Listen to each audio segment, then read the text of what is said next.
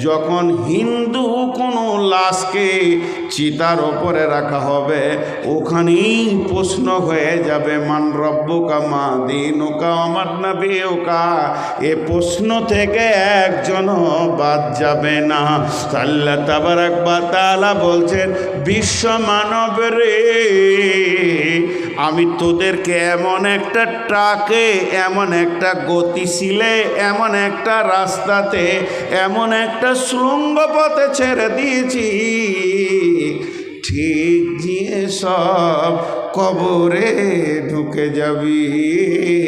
কবরের পরের জগৎ হচ্ছে ইয়াউমাল কিয়ামাহ।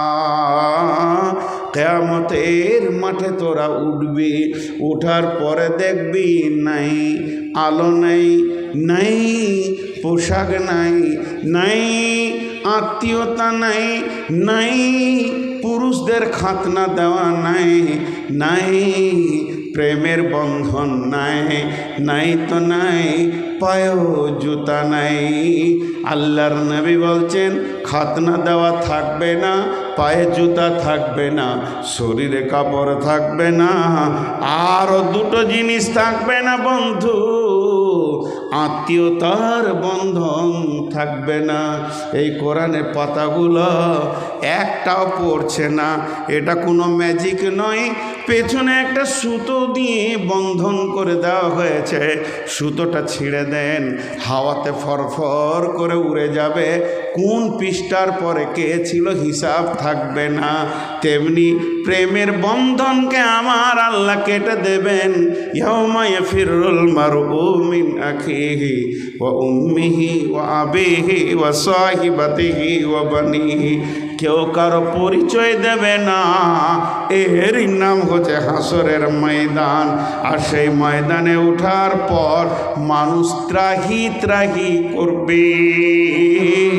কোরআন বলেছেন, ওয়ানুফিকা ফিস-সূরি ফাতাতুনা আফওয়াজা।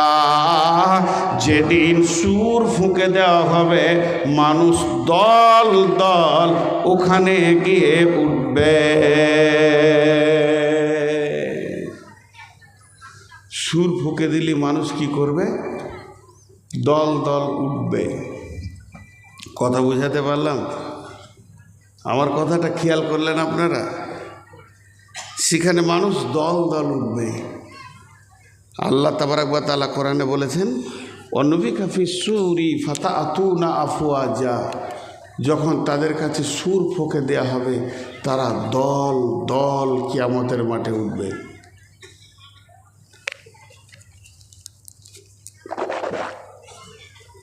দল দল উঠবে। এই কথাটা খুব খেয়াল করেন। একা একা থাকবে না, একা একা কেউ থাকবে না, সবাই দল দল উঠবে। কীরকম দলটা হবে? কোন বিশেষে দলটা হবে?